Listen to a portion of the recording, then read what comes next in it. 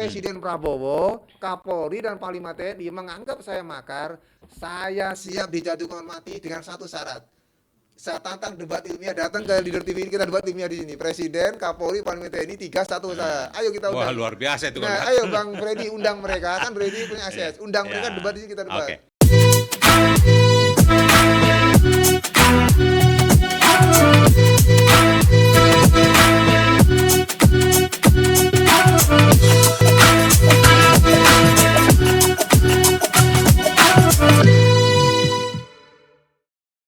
Sobat Leader, kita kembali berjumpa dari Menara Kartika Chandra, Jakarta.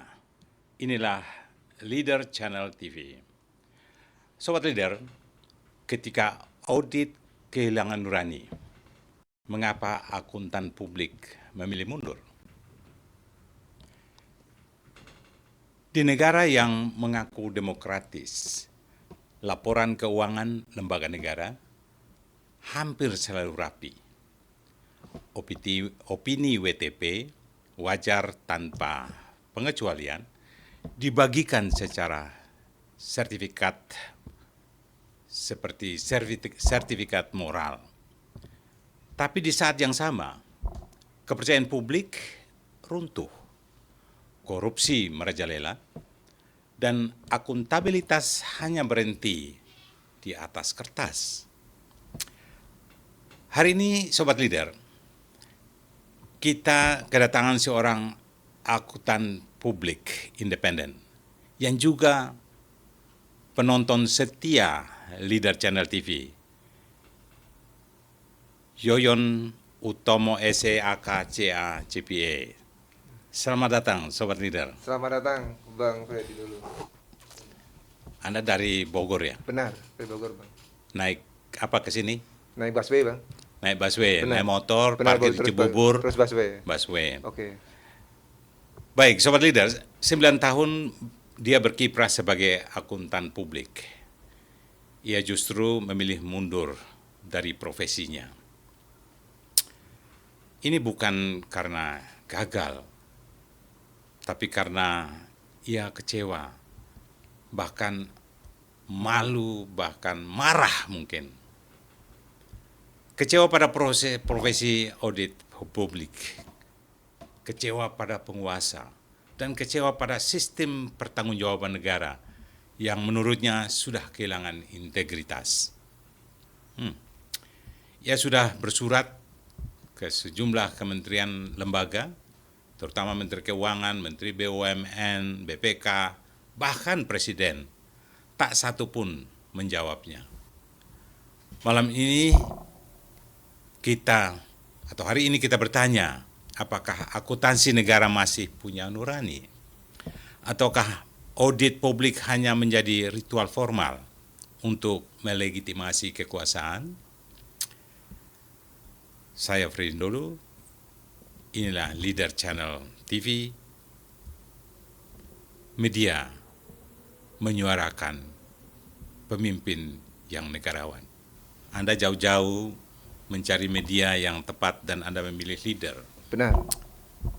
Kenapa Anda memilih Leader untuk Anda mau menyuarakan kekecewaan Anda, Ya. atau kesedihan Anda? Pertama ketika saya nonton media kita, media Leader ini ya saya lihat beliau media Leader ini mengangkat isu-isu yang sensitif seperti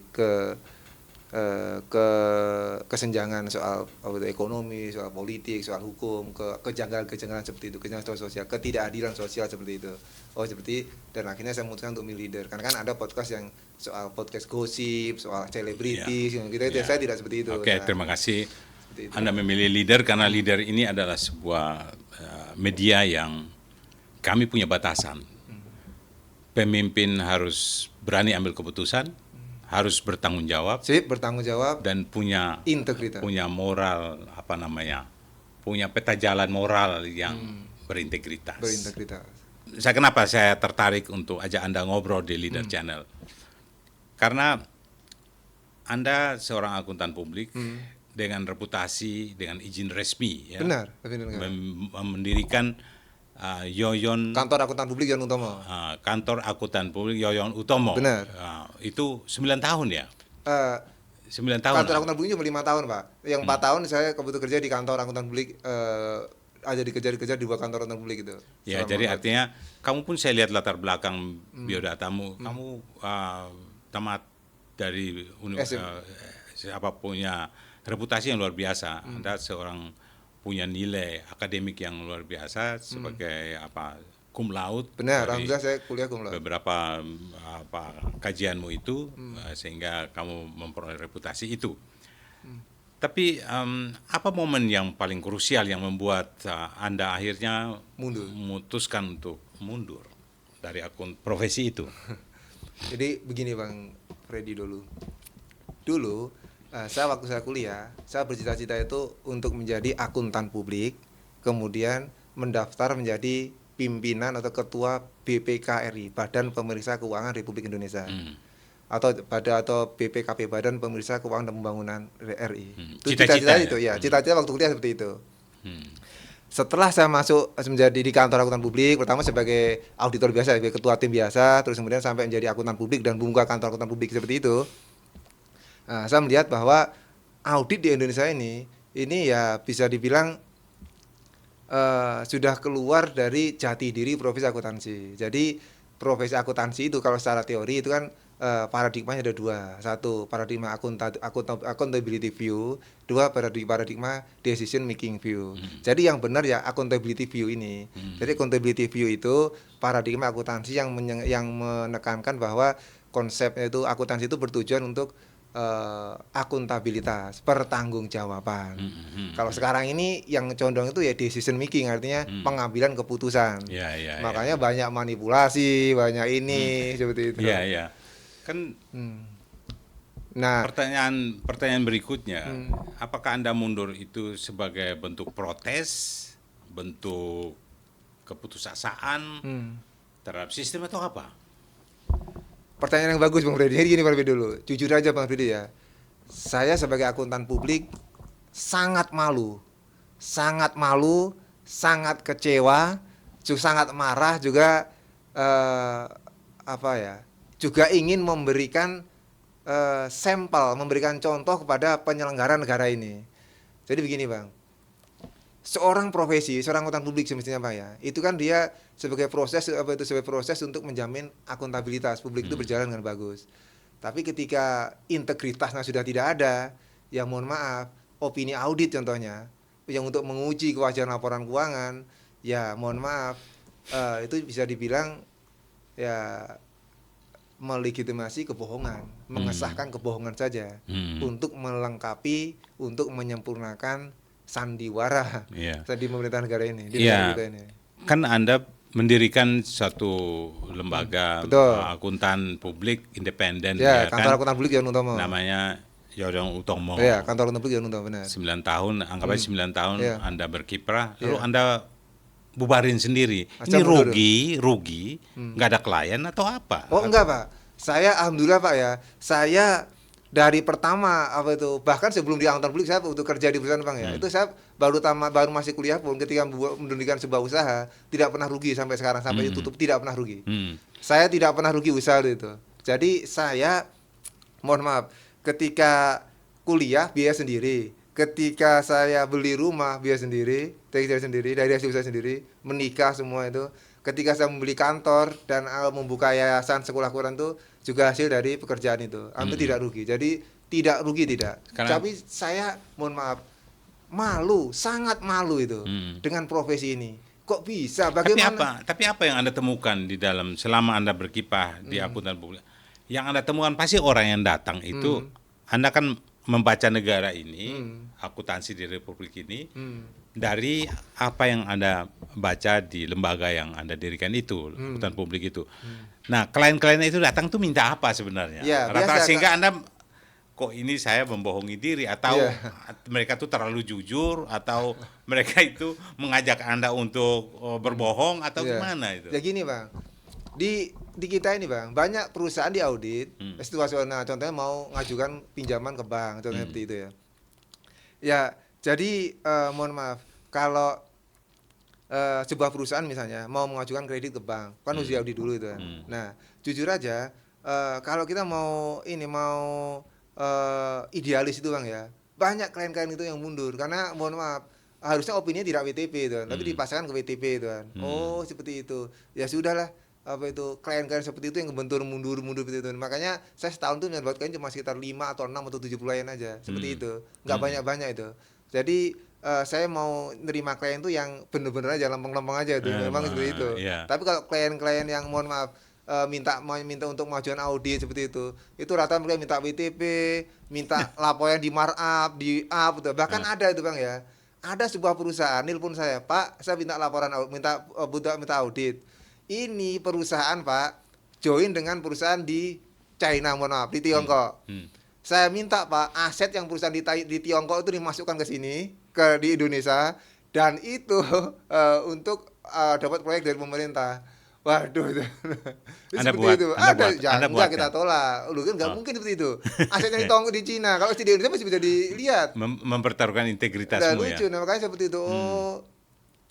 Makanya mohon maaf ya, saya sebagai akuntan publik tidak memilih jalur ke rekanan dengan OJK, Otoritas Jasa Keuangan, untuk mengaudit rekanan dengan bank, perusahaan dengan bank, perbankan, perusahaan yang mau mengajukan. Tapi kredit seperti itu. Anda bisa jelaskan ke mereka, bank itu butuh kejujuran sebenarnya. Kejujuran, Anda nggak punya duit. Kasih tahu Anda nggak punya duit, saya butuh uang untuk usaha, saya punya integritas, punya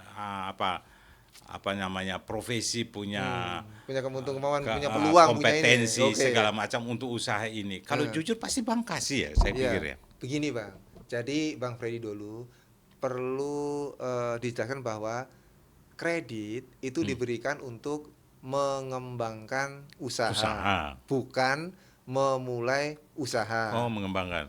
Jadi mengembangkan tuh ya. Kalau memulai susah itu. Namanya kredit kalau memulai usaha itu secara teori tidak diberikan oleh bank. Kenapa? Karena itu berisiko gagal, tidak bisa dikembalikan. Makanya mohon maaf, satu contoh sekarang ini Kopdes Merah Putih itu mau Presiden Prabowo memulai Kopdes Merah Putih, Koperasi Desa dan Kelurahan Merah Putih, 80.000 koperasi dengan modal 3 miliar rupiah kredit pinjam dari bank. Ini secara konsep ini salah langkah. Jadi kredit itu untuk mengembangkan usaha, bukan memulai usaha. Kalau kredit memulai usaha, ya bisa dibilang bunuh diri. Tunggu aja tanggal mainnya itu. Tanggal mainnya, itu fakta itu. Jadi seperti itu. Ini mohon maaf, sekarang mohon maaf Bang, jujur aja Bang ya. Apakah pimpinan BPK, BPKP, pimpinan IAPI bersurat kepada Presiden Prabowo soal ini? Mereka menghadap ke Presiden Prabowo, Pak, kita ketua BPK, saya ketua BPKP, saya ketua IAPI misalnya, atau saya mohon maaf Gubernur BI menghadap kepada Presiden Prabowo menjelaskan kondisi seperti ini, kan nggak ideal namanya. Harusnya kan disampaikan itu. Ini kan berbahaya. Jadi kekecewaan Anda, malu Anda, kesedihan Anda melihat Republik dari sisi akuntansi ini, sisi akuntabilitas publik ini ya. Publik ini. Anda lantas mengirim surat kepada Presiden, bahkan semua lembaga. Betul. Lembaga apa aja itu yang Anda kirimkan? Begini Bang Freddy dulu. Awalnya saya tuh kirim surat secara sopan. Jadi jadi sebelum jadi akuntan publik, jadi masih jadi ketua tim atau supervisor audit Bang ya, belum jadi partner itu. Itu saya sudah sampaikan di acara pendidikan profesi berkelanjutan di IAPI itu. Contohnya soal audit dana kampanye. Kita tahu audit dana kampanye itu kan hapus-hapus saya semuanya itu kan. Sebenarnya seperti itu kan, banyak partai politik atau pasangan calon wali kota, calon gubernur, calon presiden yang dapat dana siluman yang tidak dipublikasikan, tidak diungkapkan gitu. Apalagi di audit. Apalagi nggak mungkin tuh kan. Nah kan nggak mungkin ngaku itu. Kalau kata teman-teman yang bisnis gini, namanya uang haram gimana mengaku, kan nggak mungkin itu. Nah, seperti itu. Mohon maaf, ini seperti itu kalau kata orang. Nah, akhirnya seperti itu Bang. Nah, kita sampaikan secara baik-baik kepada BPK, kepada IAPI, seperti itu. Oh, kok tetap nggak ini itu, tetap nggak ada perubahan. Akhirnya saya putuskan, saya mengirim surat tantangan debat ilmiah secara terbuka kepada debat ilmiah. Ya, intinya saya mengirimkan surat tantangan debat ilmiah secara terbuka ke semua lembaga, ke pimpinan BPK. Siapa lagi? Pimpinan BPKP. kemudian ke pimpinan IAPI, kemudian pimpinan IAI, Ikatan Akuntan Indonesia. Kalau Ikatan IAI, Ikatan Akuntan Indonesia. Kalau IAPI, Institut Akuntan Publik Indonesia. Kemudian Menteri Keuangan Republik Indonesia, Bule Sri Mulyani. Itu Bule sekarang Purbaya. Sekarang Pak Purbaya. Nah, kemudian ke Kementerian BUMN juga kita sampaikan juga. Kemudian saya kirim nggak ada yang berani debat. Saya naik ke Presiden Joko Widodo. Ke Wakil Presiden Ma'ruf Amin, Ketua DPR Puan Maharani, Ketua MPR Bambang Susatyo, Kapolri. Kemudian tahun 2025 ini saya kirim surat tantangan debat ilmiah ke Presiden Prabowo, Panglima TNI dan Kapolri. Nah, kita satu-satu. Waktu saya kirim surat ke pimpinan BPK, BPKP, pimpinan IAPI, IAI dan Menteri Keuangan, saya kirim surat itu. Tema debatnya adalah peran profesi akuntan dalam menjajah bangsanya sendiri, gak jauh itu. Kemudian waktu saya kirim surat tantangan debat ke Presiden Jokowi dan Ketua DPR, Ketua MPR itu, tema debat ilmiah secara terbuka itu Presiden Jokowi versi akuntabilitas publik. Kasih topiknya. Ya, judulnya itu Presiden Jokowi versi akuntabilitas publik, antara kerja untuk Indonesia maju atau menjajah untuk Indonesia malu. Kemudian Presiden terakhir kemarin kepada Presiden Prabowo Subianto ini tema debatnya ada TNI Polri versi akuntabilitas pelayanan publik, antara melayani dan melindungi atau backing menjajah dan membohongi bangsa sendiri. Terakhir kemarin nggak berani juga. Ada respons dari mereka? Ya sudah waktu dikirim surat secara nasihat mereka respon terima kasih Pak. Ketika terima kasih aja. Terima kasih. Ketika surat tantangan debat mereka nggak berani. Paling ya sudah akhirnya karena saya pikir Anda salah kirim. Anda tuh aja diskusi. Kalau aja diskusi mungkin aja debat. Mereka tuh udah capek. Mau debat apa lagi? Mungkin salah topik kali. Ajak diskusi. Pengen bertemu, ajak diskusi soal ada masalah ini. Yang Anda punya concern. Tapi karena debat masalahnya. Begini Bang Freddy dulu. Jadi saya pertama mengirim surat itu bukan langsung tentang debat, udah lama Bang, itu pertama ngirim nasihat dulu, ngirim usul dulu, secara halus ngirim saran seperti ini. Akhirnya Anda minta debat sekalian. Sampai nggak ada perubahan juga sampai seperti itu, sampai puncaknya ya di zaman pemerintahan Presiden Jokowi luar biasa seperti itu, akhirnya ya sudah. Saya pikir mungkin mereka pikir Anda tuh gila, tanda kutip. Mungkin ya gila, gila untuk memperjuangkan sebuah kebenaran. Betul. Iya kan? Jadi bukan gila yang orang di jalan-jalan itu. Anda sekarang karena saya mau Anda ngobrol sini karena saya lihat Anda sehat berpikir. Tapi gila, ada orang yang gila memperjuangkan gigih, bahkan jiwa raga pun dia pertaruhkan untuk sebuah kebenaran. Betul Pak. Integritas itu. Saya sudah ngomong setiap di tantangan presiden ke Presiden Jokowi dan Presiden Prabowo, kalau saya kalah saya siap dituntut hukuman mati. Saya tulis itu di CD atau debat. Apabila saya kalah, saya siap jatuh hukuman mati. Saya tulis. Siap. Jadi real itu. Jadi kepada Presiden Jokowi dan Wakil Presiden Ma'ruf Amin, kepada Presiden Prabowo, Panglima TNI dan Kapolri, saya tulis. Tapi anyway, apa pendekatan filosofi hidup Anda soal masalah ilmu yang Anda geluti kemudian jadi seorang angkutan publik itu, yang di dalam benak Anda untuk melayani sebagai anggota seorang akuntan publik? Ya, begini Bang. Ya, profesi akuntan publik adalah profesi untuk menguji, untuk memastikan bahwa proses akuntabilitas, pertanggungjawaban terhadap pelayanan publik itu berjalan dengan benar, sesuai dengan teorinya, sesuai dengan kondisi idealnya itu. Manakala proses menguji akuntabilitas publik itu sudah didasari dalam kutip integritas sudah tidak ada, tapi didasari dengan kebohongan, ya sudah opini audit yang seharusnya menjadi jaminan yang sudah dipegangan oleh publik menjadi pelengkap sempurna sandiwara saja, hanya menjadi surat agenda jal saja. Apa yang Anda sampaikan ini kan kita lihat akhir-akhir ini terbuka semua. Jadi yang diperiksa KPK, bahkan yang periksa tapi kelihatan publik terus memantau melihat. Tapi kadang-kadang pengalihan perhatian untuk lalu hilang persoalan itu. Anda tadi sebut banyak hal yang harus diaudit, misalnya mulai dari COVID-19 dan seterusnya. Betul, COVID, kemudian proyek infrastruktur dan lain-lain yang Anda soroti, kejuruan. Kemudian tragedi Kanjuruhan, kemudian Kapolri, kemudian institusi terutama TNI Polri sebagai lembaga yang lembaga negara yang memperoleh dana anggaran cukup besar. Itu pun susah, tidak jelas laporan publik tentang hasil akuntabilitasnya. Nah, contoh saja kita bahas satu Bang ya. Contohnya tentang Polri contohnya. Contohnya pertama tentang COVID-19 contohnya. Anggaran untuk COVID-19 pemerintah tahun 2020 saja itu pemerintah defisit anggaran itu 947 triliun lebih itu. Salah satu anggarannya adalah untuk dana penanganan COVID. Triliunan, itu puluhan triliun, bahkan ratusan triliun. Saya mau tanya satu-satu nih. Anda kan tadi sebut beberapa prinsip, ya kan? Dari perspektif akuntan publik, akuntabilitas publik di mana yang salah?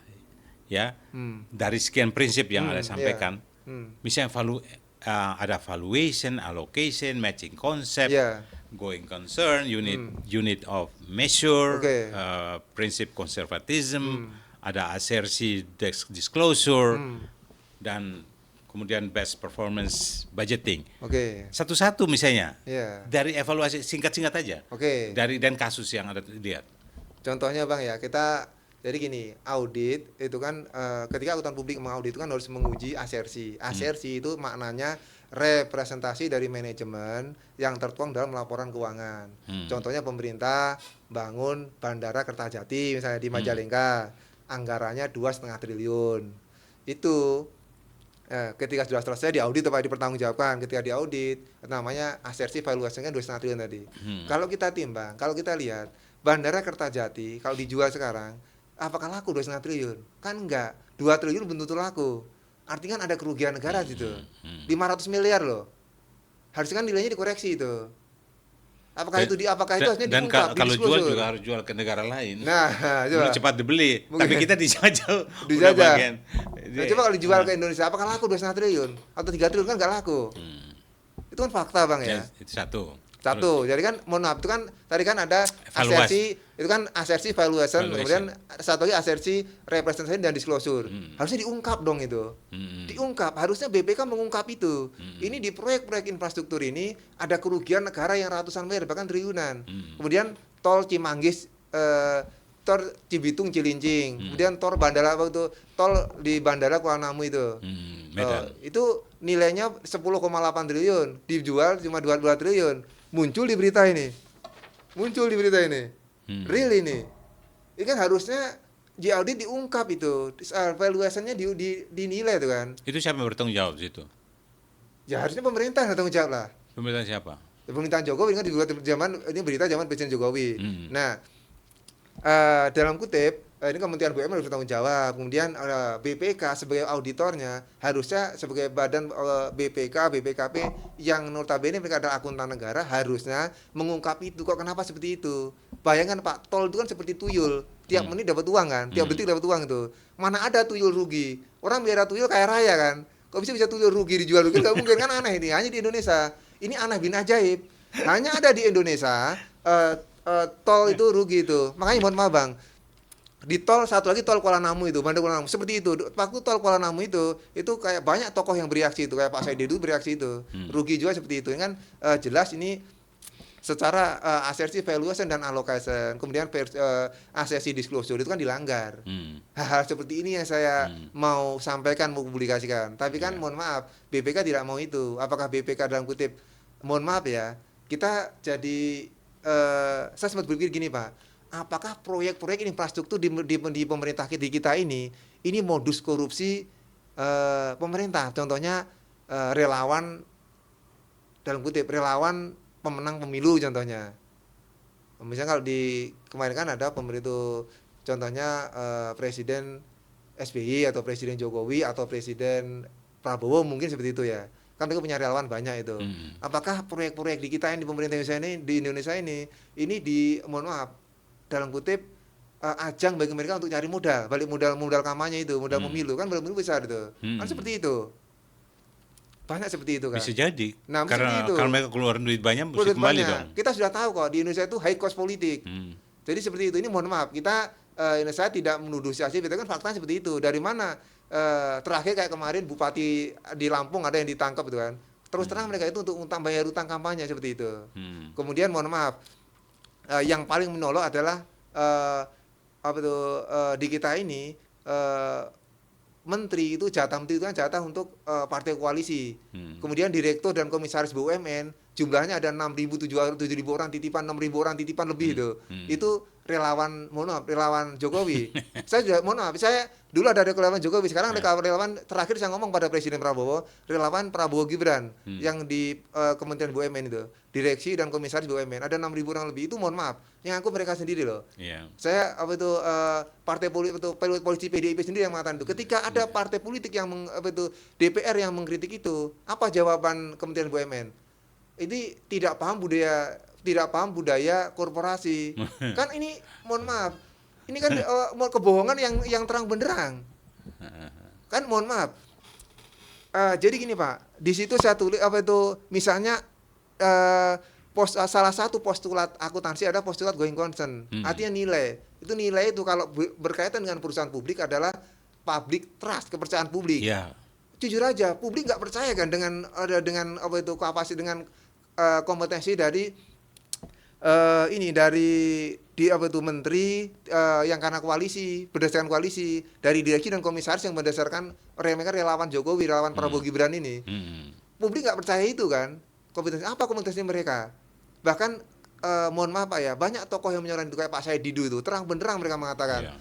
Itu kan luar biasa. Tapi menurut Anda, prinsip mana yang paling sering dimanipulasi?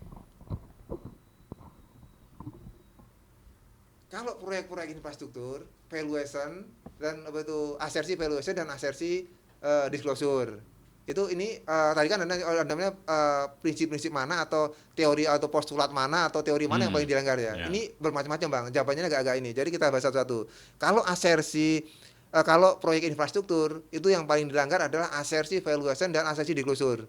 Penilaian dan pengungkapan. Contohnya kayak tadi itu kan. Jadi seharusnya BPK menguji itu tadi proyek kayak bandara Kertajati seperti itu, tol, jalan tol seperti itu, kemudian bendungan seperti itu kan harusnya dinilai. Nilainya kan nggak seperti itu, karena banyak angka titipan. Kemudian harusnya itu diungkap, didisclose, tapi itu kan enggak.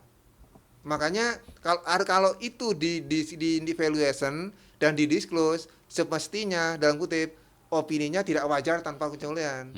Tapi menurut Anda apakah penyimpangan yang terjadi itu bersifat teknis atau sudah sistemik dan semacam disengaja gitu? Jadi gini Bang, seluruh akuntan publik belajar tentang apa yang saya katakan tadi, kayak Pak Asersi dan saya teori belajar semua. Ketika terjadi itu secara terang-terangan dan ketika saya sudah menyampaikan tetap tidak digubris, maka saya menyimpulkan pelanggaran ini terjadi secara sengaja. Artinya kalau kita bawa ke hukum, ini mens rea, niat jahatnya ada. Tidak bisa lagi, ini bukan dalam kutip, bukan ketidaksengajaan, bukan. Ini pidana sudah, real nyata itu.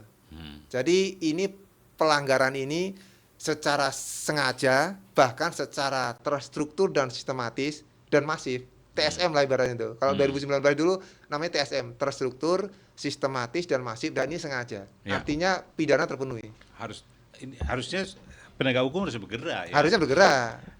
Nah, dalam praktek audit lembaga negara, Anda lihat seberapa bebas ya sebenarnya akuntansi publik ini.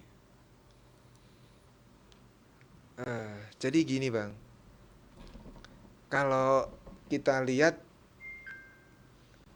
secara teori sebentar Bang ya. Jadi semestinya akuntan profesi akuntan publik kayak BPK, kemudian BPKP dan akuntan publik yang mengaudit BUMN dan kemudian proyek-proyek pemerintah, semestinya itu mereka ini memiliki integritas kemudian memiliki independensi. Kalau kompetensi saya yakin punya lah, cuma integritas dan independensinya ini, kemudian mereka mampu dalam kutip menjamin bahwa pelayanan publik itu berjalan dengan baik, bahwa anggaran yang diamanahkan oleh negara kepada kementerian dan lembaga itu benar-benar digunakan untuk melayani masyarakat, seperti itu semestinya itu. Oke, coba kita bedah tadi Anda kita kenal di akuntansi itu kan ada penilaian yang WTP ya itu. WTP itu wajib tanpa wajar tanpa pengecualian. Wajar tanpa pengecualian. Ada juga ada 3 kan ya? Ada 4. Oh, ada ada 4. wajar tanpa pengecualian, ada wajar dengan pengecualian, ada tidak wajar, ada disclaimer. Jadi jujur aja Bang, kalau kita lihat 4 WTP ini dengan kondisi di Indonesia seperti ini Bang ya, harusnya itu contohnya kayak Polri ya Pak ya. Polri contohnya. Kalau kita lihat contohnya stadion tragedi Kanjuruhan. Itu kan Polri itu 9 tahun opininya WTP wajar kan? Tanpa pengecualian. Ya, itu salah, bersih dong. Bersih. Jadi Polri itu opininya 9 tahun dapat opini audit dari BPK wajar tanpa pengecualian. Jenderal Listio itu kemarin sempat konferensi pers itu 9 tahun berturut-turut. Kinclong itu tanpa wajar tanpa pengecualian. Kan bagus itu. Ya. Sekarang kalau itu bagus. Sekarang kita lihat garansi kinerja Polri. Contohnya Bang ya, Bang Freddy dulu kehilangan sepeda motor, lapor ke kantor polisi. Apa yang didapat? Apakah polisi itu ngejar malingnya, nangkap malingnya? Apakah Bang Freddy dulu dapat ganti sepeda motor baru dari polisi? Sepeda motor saya hilang sepeda motor tanggal 3 Februari tahun 2020. Motor udah beat. Itu saya beli cash, nggak pakai nggak pakai leasing. Saya beli tunai itu 17 juta. Ketika hilang, saya mau lapor polisi. Ditanya tetangga saya, kebetulan saya tinggal di komplek TNI, Bang. Saya ditanya tetangga saya, Mas, cicilannya kurang berapa bulan? Loh, sudah lunas Pak, kan saya beli tunai, nggak pakai leasing. Loh, kenapa lapor polisi? Loh, ya biar dicari ketemu. Ya mana ada polisi nyari ketemu itu kan. Jadi orang hilang motor, lapor kantor polisi itu, kalau dia kreditnya belum lunas, tapi dapat surat keterangan hilang dari polisi itu untuk leasingnya itu kan. Jadi kalau polisi nangkep kalau orang hilang sepeda motor, nangkep lapor polisi, nggak kecil kemungkinan, mungkin ya 101 yang dicari mau sampai ketemu itu kan 101 itu. Seperti itu. Jadi kan garansi kinerjanya ya bisa mendekati 0%. Tapi prinsip dapat penilaian WTP itu Anda lihat ada indikator yang terlewati atau apa? Kalau saya lihat gini Bang, ketika Polri dapat opini wajar tanpa pengecualian. Jadi BPK ketika mengaudit Polri itu ya mungkin dia cuma gini aja. Ya yang pertama jelas integritasnya, mohon maaf, saya katakan integritasnya rendah. Satu. Yang kedua mungkin independensinya rendah. Kalau kompetensi saya yakin mereka punya kompetensi ya. Kalau aku dulu kan kuliah profesi yang sama lah seperti itu kan, praktek juga sama. Saya yakin mereka di sana juga orang bekerja sebagai auditor selama 30 sampai 40 tahun. Saya yakin punya itu. Cuman ya kembali ke integritas dan kembali ke independensi, kejujuran dan ke independensi tadi. Artinya keberanian, independensi, tidak memihak seperti itu tadi. Jadi seperti itu Bang. Artinya ya mohon maaf di sini saya bisa, kalau saya mohon maaf Bang ya, karena saya di sini begitu ditanya saya harus jawab, saya katakan dengan tegas. Independensi integritas dan independensi BPK, BPKP kemudian akuntan publik yang mengaudit BUMN dan BPK pemerintah, mohon maaf itu rendah. Itu fakta. Kalau saya lihat Anda bercerita ini prinsip hidup Anda sebagai seorang akuntan. Anda lamar di BPK agak sulit Anda diterima atau apalagi untuk periksa itu. Mereka orang dari WTP bisa turun sampai ke titik nomor keempat kan gawat. Bisa, ya harusnya gini Bang. Di kita kayak lembaga-lembaga negara itu Bang, kayak contoh kayak lembaga negara Polri tadi kasus tadi Bang ya. Polri dapat anggaran 100 sekian triliun, belum termasuk gaji, belum termasuk izin keamanan, biaya keamanan segala macam itu. Tapi uangnya habis, tiap tahun habis, tapi pelayanan publik seperti ini. Kepercayaan publik rendah sekali. Idealnya opininya adverse atau disclaimer. Tapi Anda juga menyoroti tadi soal TNI, institusi TNI. Memang sampai hari ini sih saya belum lihat audit BPK untuk lembaga TNI itu sendiri. Kalau Anda penilaiannya gimana melihat sebagai angkutan publik? Begini Bang, TNI, ketika kita ngomong TNI, kita contoh begini. Di salah satu tantangan surat tantangan debat kepada Presiden Prabowo, sampel yang saya ajukan adalah penyerangan pos TNI di tahun 2003 yang pos TNI dikuasai oleh KKB dan 4 orang meninggal itu, 4 atau 6 orang meninggal tahun 2003 di Papua. Ya. Kakak saya kemudian TNI. Saya tanya, Mas, bagaimana bisa kok Kopassus atau Batalion Raider atau pasukan elit TNI itu markasnya diobrak-abrik oleh KKB itu kan? Apa jawaban? Yon, sekarang gini Yon, mau Kopassus, mau Kopaska, mau Batalion Raider, mau pasukan elit atau pasukan siluman, kalau itu di atas gunung pelurunya habis. Bagaimana Yon? Jadi peluru TNI untuk baku tembak bisa habis. Bisa habis ya. Ya artinya kan nggak jelas ini uang sekian ratus triliun untuk apa? Untuk pertahanan negara apa? Anda punya catatan berapa sih terakhir? Catatan Anda berapa ribu triliun? Tahun 2025 anggaran untuk TNI 150 triliun. Untuk Polri 130 triliun. Harusnya tidak terjadi soal pelor. Coba peluru habis loh, Pak. Coba bandingkan dengan IRG dengan Iran. Republik Islam Iran membuat proyek nuklir itu, Pak, yang sentrifugal itu, yang canggih itu ya, itu untuk memproduksi bahan bakar untuk reaktor nuklir dan untuk bisa untuk mengembangkan senjata nuklir. Dua itu gunanya ya. Itu anggarannya Presiden Iran Mahmud Ahmadinejad pernah ngomong itu. Anggarannya setahun 250 miliar dolar tuh. 250 juta dolar. Cuma 2,5 triliun. Kalau dolar 10.000 dulu ya. 2,5 triliun tuh. Tapi bisa mendunia seperti itu. Coba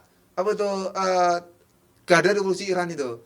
Mereka dengan anggaran yang mirip dengan TNI itu, Pak ya. Mereka mampu membiayai perang di Yaman. Di Yaman, kemudian di Suriah, di Libanon, di Gaza, kemudian perang dengan Palestina di Israel. Mampu semua mereka. Kita ini melompat ke korupsi. Tapi kita harusnya melihat prosesnya, auditnya benar dulu ya. Nah, harusnya begitu. Akuntan publik ini ya. Ya. Audit investigasi macam-macam kan ya. Ya. Jadi supaya bisa tahu supaya kita jatuhkan vonis bahwa orang itu, lembaga ini korupsi atau pimpinan ini korupsi, itu lebih apa ya, tidak menciptakan semacam hoaks dan iya kan. Betul. Jadi semestinya Bang, di audit yang tadi kalau seperti itu benar kan seperti itu Bang. Itu kan pertanyaannya satu kayak dari TNI tadi Bang ya. Kalau peluru saja sampai habis, terus uang ratusan triliun kemana? Baik itu peluru SS1 atau SS2 itu, peluru kaliber 556 itu, kan cuma itu aja habis TNI. Jadi menurut Anda tuh, apakah opini-opini yang berkembang itu, opini macam-macam itu, ya, pada WTP itu lebih mencerminkan kebenaran atau kepentingan kekuasaan? Ya kalau saya jujur itu kebohongan, itu aja sudah sederhana. Karena tidak ada integritas, Jadi di sana tidak ada, saya melihat Pak ya. Mohon maaf Bang Freddy dulu.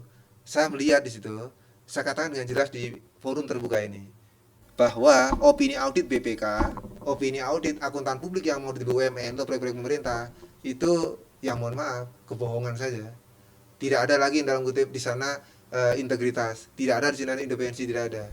Padahal jelas standarnya itu bahwa seorang akuntan publik itu syarat pertama harus jujur dan ahli, harus independensi, jujur dan ahli itu. Kan di sini sudah kebohongan itu, real kebohongan. Kalau saya lihat real itu, jujur kita asal katakan jujur itu kebohongan. Jadi opini audit BPK adalah ya surat kebohongan aja, untuk melegalkan kebohongan. Ya jujur saya ketika Anda menelpon WA saya dan saya membaca sedikit karya apa yang Anda tulis ya, dan apa yang Anda sampaikan kepada pimpinan lembaga negara ini, saya membaca Anda dan sekarang saya membuktikan bahwa Anda punya integritas dan Anda punya bukan integritas saja yang ditunjukkan, tapi Anda punya kompetensi sebagai seorang akuntan publik. Tapi Anda malu, lalu Anda sangat malu dengan cara-cara proses akuntansi di Republik ini, lalu Anda mundur dari profesi itu. Dan Anda kerja apa sekarang kalau begitu? Ya, saya kan buka kantor akuntan publik, juga buka kantor konsultan yang kemudian rekanan dengan notaris PPAT. Nah, saya itu yang saya tekuni sekarang, kerja notaris PPAT aja Bang. Oh, jadi situ aja dan Iya. punya yayasan apa namanya? Yayasan Bangun Generasi Qurani. Jadi gini Pak, Yayasan Bangun Generasi Qurani, dan saya bercerita membangun sekolah Quran Al-Hafiz. Sekarang ini ya kita lagi sedang membebaskan lahan, sedang membangun gedung. Ya yang persoalannya adalah kalau ini kan Yayasan Bangun Generasi Qurani, Ya, tidak boleh minjam ke bank ribawi. Iya. Saya juga dalam bekerja pun juga tidak boleh terkait dengan riba. Ya saya hanya berdoa menunggu Anda tegak lurus ya? ya, menunggu kehadiran Allah saja, menunggu mukjizat dari Allah saja itu bisa membebaskan lahan, bisa bangun gedung itu. Jujur aja Bang Ani ya, Bang Freddy dulu, saya pernah berkirim surat kepada Bule Sri Mulyani, kepada Bule Sri Mulyani dan kepada Menteri Menteri Pendidikan itu Nadiem Makarim yang sekarang produksi kasus, dan Menteri Ekonomi Kreatif Sandiaga Uno. Lalu kan dermawan, hartawan dan dermawan itu.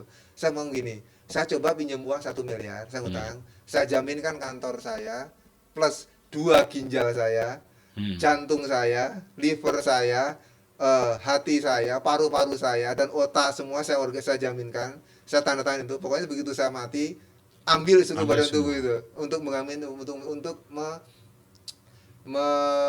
menjamin itu kan. Alhamdulillah mereka tidak mau memulihkan. Sampai segitunya. Itu. Anda berjihad itu. Iya, coba saya itu berjihad itu. Ya, jujur Bang Fedi dulu ya. Saya pengen sekali dalam satu itu bertemu dengan 9 haji dan 9 haji kayak Haji Isam, Haji Alsat, Haji Prabowo, Haji Sandiaga Uno, kemudian kayak keluarga Eka Cipta Wijaya, keluarga Ciputra, keluarga Arifin Panigoro, kemudian Hartono pemilik itu semua. Coba CSR mereka, CSR mereka kan mereka punya CSR perusahaan itu. Pak, saya pinjam, saya nggak minta, saya pinjam tanpa bunga. Tapi Anda jaminkan itu. Saya jaminkan tubuh saya itu. Nanti nggak ada yang respons. Nggak, ini belum saya kena. Coba nanti saya mau kirim aja. Nah, yang sudah ke keluarga Eka Cipta Wijaya, dan alhamdulillah tidak direspon. Ya sudahlah. Saya dengar Pak Eka Cipta Wijaya itu yang pendiri Sinarmas itu, beliau nyumbang sampai 100 sekian triliun itu. Saya percaya dengan kejujuran Anda, dengan apa yang Anda lakukan, pasti ada yang respons. Amin, Bang. Percaya dari setelah podcast ini pasti ada yang respons. Amin, Bang. Tapi saya tahu karena Anda juga kirim surat, effort Anda begitu luar biasa. Tapi walaupun tidak ada respons sampai hari ini, menurut Anda ya, mungkin mereka abai atau takut atau memang saya yakin takut mereka, takut bohongnya terbongkar. Mereka nggak ingin karena begitu ini bisa terbongkar dan sekarang aja kan gempa di Sumatera itu kan ada dilematis semacam ini mau buka semacam dijadikan satu bencana nasional atau tidak, karena semua yang dideklar itu ada konsekuensinya. Betul. Kalau itu dideklar kayak bencana Sumatera Bang ya, di Provinsi Aceh, Provinsi Sumatera Utara, Provinsi Jambi. Itu kalau Provinsi Sumatera Barat, itu kalau nyatakan dideklar bencana nasional, semua kebuka kan seperti itu. Di audit semua turun. Pasti akan turun. Akan ketahuan siapa perusahaan yang menggunduli hutan itu. Satu, dana reboisasi yang miliaran rupiah kemana? Triliunan. Karena gini Bang, bahkan sekarang sudah di podcast seperti ini ya, dibuka di media mainstream, itu sudah ada loh Bang, sudah ada yang menyatakan bahwa sejak 15 tahun lalu, tahun 2010, itu wartawan lokal sudah ada yang menyuarakan illegal logging itu. Tapi apa kata mereka?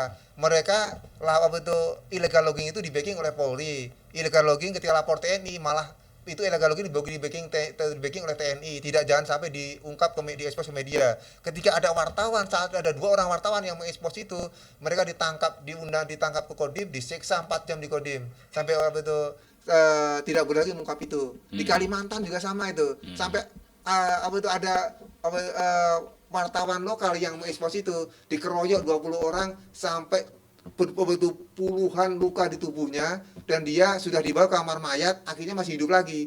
Setelah dioperasi 3 bulan hidup, dia kembali lagi mengekspos illegal logging, dapat surat kaleng itu, 1 kardus isinya kain kafan, tulisannya jangan ganggu mata pencarian kami. Ketika dia tetap melakukan berita itu, seminggu kemudian dia kecelakaan misterius dan meninggal. Coba sampai sekarang apa tanggung jawab negara itu? Itu kan fakta itu. Ya memang misteri ya. Semua ya semua seolah-olah apa namanya bicara soal etika moral ini negara seperti diam, ya kan? Semacam apa profesi-profesi yang ingin menjaga etika moral ini. Anda lihat kenapa? Ya karena gini Bang, Kan bukan Anda aja, tapi semua yang berbicara akademisi semua itu kayaknya abai. Ya karena gini Bang, sekarang ini kalau kita baca tulisannya Profesor Iwan Triwono, beliau dosen kami di Unisba, itu begini Pak, di surat tantangan dulu juga saya tonton itu kita undang juga Profesor Iwan Triwono itu. Jadi ada perceraian antara ilmu dengan nilai-nilai ketuhanan sejak 200 tahun yang lalu. Jadi sekarang ini manusia manusia lebih menekankan nilai-nilai materialistik. Orang sukses adalah orang yang punya mobil bagus, punya rumah bagus, punya perusahaan banyak, uang banyak, perusahaan banyak, kantornya megah, itu besar seperti itu. Jujur aja Bang ya, sebelum saya ke Leader TV ini Bang, saya sudah nawarkan ke Bang Andi F. Noya di Metro TV, ditolak. Di Ataki Candy itu, ke Bang Karni Ilyas di TV One, ILC itu, Indonesia Leisure Club, ditolak. Kemudian Bang Aiman Wicaksono di Kompas TV, Rakyat Besar, ditolak. Kemudian ke Media Tempo, yang katanya media paling pemberani itu, ditolak. Jadi akhirnya saya mohon maaf nonton media-media digital dan saya putuskan Leader TV ini. Mungkin mereka bukan tolak, tapi banyaknya persoalan yang didahulukan yang mana dulu. Mungkin ketika mereka undang juga. Saya mohon maaf, kalau saya berkeyakinan mereka tidak berani mengungkap itu. Tidak berani mengungkap itu. Iya, jadi seperti itu, kayak illegal logging nih Bang ya. Jadi syukur alhamdulillah Bang ya. Syukur alhamdulillah ada bencana Sumatera ini. Kalau tidak, illegal logging itu selama 20 tahun atau 30 tahun tidak akan terbongkar. Ini kan illegal logging ini, bencana ini mengungkap dengan Allah kirimkan air untuk mengangkut kayu gelondongan Bang.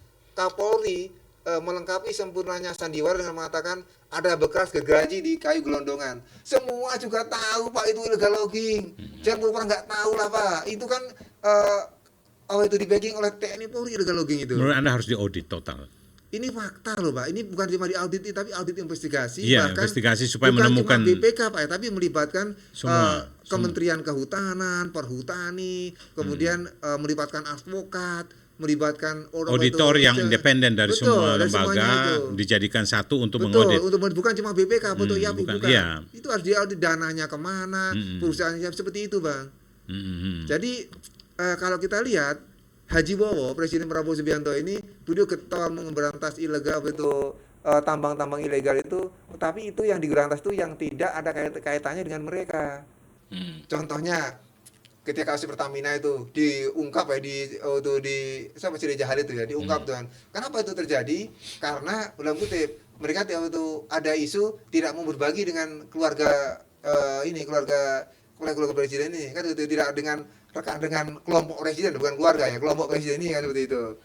Coba kasus Pertamina itu kan yang ditangkap adalah sekarang ditahan adalah direksi anak perusahaan Pertamina. Persoalannya mereka kan eksekutor. Siapa otaknya? Apakah Menteri BUMN? Apakah Presiden? Ya. Kan nggak diungkap.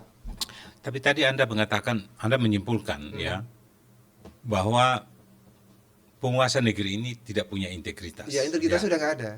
Nah, pertanyaannya apakah ini kesimpulan personal atau ini kesimpulan profesional? Kalau saya lihat Bang, secara profesional ya. Ya kan profesional. Anda kan profesional. Anda saya kira bukan personal ya. Karena Anda profesi sebagai akuntan, Anda membaca ini dari sisi perspektif akuntan publik. Iya, akuntan publik ya. Jadi gini Bang, kalau saya lihat ya 75% dari pejabat di sana ini ya independen integritasnya dalam kutip rendah. Ada yang yang benar, memang ada. Yang benar itu 25%, 30% masih ada yang benar. Tapi sayangnya mereka tidak takut kehilangan gaji, takut hilang posisi. Makanya di surat tantangan debat Indonesia kepada Presiden Jenderal Prabowo, Jenderal Listio dan Jenderal Agus Subianto, itu kan untuk menyadarkan dan mengubah 3/4 atau 75% anggota TNI Polri dari yang saat ini berani mati tapi takut hilang gaji menjadi siap mati berani hilang gaji. Tujuannya seperti itu. Jadi persoalan kita ini, kita takut ini kok, takut takut hilang gaji. Nah, Dewan Jenderal pejabat yang tamtama bintara perwira pertama takut hilang gaji, yang Dewan Jenderal perwira menengahnya letkol kolonel itu mereka takut hilang posisi. Itu aja. Jadi sebetulnya yang punya nurani baik itu masih banyak, Bang. Tapi takut hilang gaji atau hilang posisi. Makanya solusinya bagaimana? People power. Makanya di tulisan-tulisan saya sekarang ini bukan lagi reformasi, bukan lagi apa, Bang, tapi sudah ayo revolusi kan. Indonesia rahmatan lil alamin, Indonesia melayani alam semesta. Ayo revolusi. Revolusi kita resmi, revolusi saat ini. Ayo revolusi, selamatin Ibu Pertiwi. Karena mohon maaf, sistem hukum kayak TNI, Polri, semua itu sudah tidak, mohon maaf, akan mentok ketika berhadapan dengan oligarki, dengan orang-orang yang dekat dengan istana itu. Jadi solusi adalah people power. Nanti kita revolusi, kita buat dewan revolusi seperti Republik Islam Iran, seperti itu. Tapi kalau revolusi kan kosnya sangat besar. Pasti dihitung. Publik pun juga yang mau melakukan itu kan mereka yang sekarang hidupnya kayaknya nggak ada tanda-tanda mereka hidup tenang, enak, mungkin, atau silent, kemiskinan tapi silent. Oke, pertanyaan bagus Bang Freddy dulu. Begini Bang Freddy dulu, contohnya Freddy dulu ya. Tadi saya sudah tanyakan, saya tawarkan ke Andi F. Noya ke Metro TV, nggak mau. Karni Ilyas TV One nggak mau. Aiman Caksono Kompas TV nggak mau. Ke Media Tempo nggak mau. Sekarang saya tanya, mereka semua lebih besar, lebih besar, lebih benar, lebih lengkap, lebih banyak orangnya, tenaga sumber daya daripada Leader TV. Nah, Bang Freddy dulu mendirikan Leader TV ini dengan mohon maaf dengan modal sendiri. Saya dari rumah datang ke sini dengan modal sendiri. Kita sudah sama-sama salaman, niat kita untuk menyelamatkan Ibu Pertiwi, seperti itu. Nah, saya menyimpulkan ini sebagai contoh, Bang, sebagai sampel, sebagai contoh. Kalau rakyat mau revolusi, rakyat dalam kutip mau bergerak bersama, angkat senjata untuk dalam kutip menyadarkan pemerintah Indonesia ini, saya yakin rakyat bisa seperti itu. Saya yakin prajurit TNI, Polri, dan ASN masih punya rasa cinta pada bangsa dan negara ini. Saya yakin itu. Saya yakin Haji Wowo, Presiden Prabowo ini masih punya dalam kutip integritas, ruang untuk di hatinya untuk integritas, untuk mencintai secara tulus bangsa Indonesia ini. Cuma karena mereka sangat tersandra oleh kos politik, tersandra oleh kos pemilu, tersandra oleh oligarki tadi itu. Makanya ketika kita dalam kutip people power bergerak, datang ke istana, terus tenang saja kepada Panglima TNI, mereka Polri. Datangi langsung Kapolri, Panglima TNI, Presiden Prabowo, Kepala BIN. Satu saja, mohon ampun yang mulia, kita sopan saja, mohon ampun yang mulia, rakyat sudah capek dibohongi sudah. Kita tidak pernah melawan negara, kita tidak ingin memisahkan diri dari NKRI, kita tidak merubah Pancasila, tidak merubah bendera, tidak melawan konstitusi negara, tidak. Kita pengen, mohon maaf, menyelamatkan Ibu Pertiwi dari segala bentuk kebohongan sekarang ini seperti yang terjadi inilah. Mohon maaf, kalau yang mulia, saya yakin yang mulia negarawan. Kalau yang mulia dulu salah, anggap saja itu hilaf. Sekarang tobat, minta maaf pada rakyat. Kita maafkan, yang penting benar ke depannya. Kalau enggak, mohon maaf, kita perang saudara. Apakah yang mulia mau nanggung 1 juta atau 10 juta orang mati ini, yang mulia menanggung dosanya? Apakah prajurit TNI mau nembak kita 10 juta? Kan enggak, pasti mereka takut mereka melindungi rakyat. Mohon maaf, sebentar Bang Freddy. Ini saya tekankan. Ini bukan makar yang mulia Presiden, yang mulia Kapolri dan Panglima TNI. Ini omongan saya ini bukan menghasut, bukan memprovokasi, bukan memfitnah, bukan. Ini orasi amanat konstitusi. Jadi rujukan kepada pembukaan UUD 45 itu jelas. Ini jadi Anda sekarang sudah berorasi. Sudah berorasi, ini orasi aman konstitusi. Menyelamatkan konstitusi. Untuk menyelamatkan Ibu Pertiwi. Jadi kalau Presiden Prabowo, Kapolri dan Panglima TNI menganggap saya makar, saya siap dijatuhkan mati dengan satu syarat. Saya tantang debat ilmiah, datang ke Leader TV, kita debat ilmiah di sini. Presiden, Kapolri, Panglima TNI, 3-1 saya. Ayo kita undang. Wah, luar biasa itu. Nah, ayo Bang Freddy undang mereka, kan Freddy punya akses. Undang mereka debat di sini, kita debat. Oke. Ini makin menarik. Karena saya udah kasih Anda orasi itu udah luar biasa itu. Artinya tapi sekarang coba kita refleksi. Ini suatu peringatan untuk bangsa kita ini. Menurut Anda apa yang paling berbahaya ya jika audit publik terus kehilangan integritas? Terus betul. ya, Jadi pertanyaan bagus Bang Karni. Jadi begini, saat saya kuliah dulu, ada profesor atau tua itu yang berkata begini. Jadi hukuman tertinggi bagi akuntan publik bukan dicabut izinnya, bukan diberhentikan dari ketua BPK, bukan. Tapi hukuman tertinggi bagi akuntan publik adalah ketika publik sudah tidak percaya pada opininya. Itu hukuman tertinggi bagi akuntan publik. Makanya sekarang Bang, coba nanti disurvei di rakyat Indonesia ini, menurut Anda siapa akuntan publik yang layak jadi pimpinan ketua BPK itu? Coba nanti Mungkin Anda yang layak jadi ketua BPK. Coba kita layak tadi, apakah muncul nama itu? Mungkin Yoyonto nama tertinggi. Anda siap jadi ketua BPK? Siap. Kalau saya jadi ketua BPK, Apa yang Anda lakukan? Hari ini saya dilantik, besok pagi saya akan gelar konversi pers, saya cabut opini audit Polri itu, saya cabut opini audit Kementerian Keuangan itu. Saya tahan itu, saya cabut, dan mereka harus melakukan recovery. Seperti ini recovery-nya seperti itu. Jadi Bayangkara negara seperti ini itu kan. Kalau sekarang ini Polri Bayangkara pemerintah ya. Kalau misalnya dibiarkan ini, audit publik dibilang kehilangan integritas terus di periode pemerintahan ini aja misalnya. Kan ini banyak yang nanti akan diaudit. Betul. Mungkin MBG dan seterus banyak hal. Kira-kira apa generasi mendatang nanti seperti apa itu? Ya mohon maaf, rakyat apa itu generasi dampaknya ya. Rakyat satu, karena rakyat sudah tidak percaya pada opini audit. Dua, yang kedua, rakyat akan semakin sengsara karena dalam kutip seluruh korupsi, penyelewengan anggaran, itu manipulasi data itu disahkan oleh BPK, disahkan oleh akuntan publik. Seperti itu, disahkan oleh auditor, oleh akuntan publik, auditor, rekanan pemerintah. Semua kong kali kan itu akan berjalan mulus dan rakyat akan semakin sengsara. Seperti itu. Dan itulah rakyat akan berontak. Ya itu ujungnya nanti ya revolusi. Makanya solusinya, saya sebagai akuntan publik siap memimpin rakyat Indonesia untuk revolusi. Indonesia bukan baru Anda sampaikan, tapi gerakan rakyat itu terhadap keadaan pemerintahan penguasa-penguasa sebelumnya itu sudah terjadi dari masa ke masa. Setiap masa tetap rakyat dan mahasiswa, anak-anak muda bergerak. Tapi kita akan masuk di sesi akhir.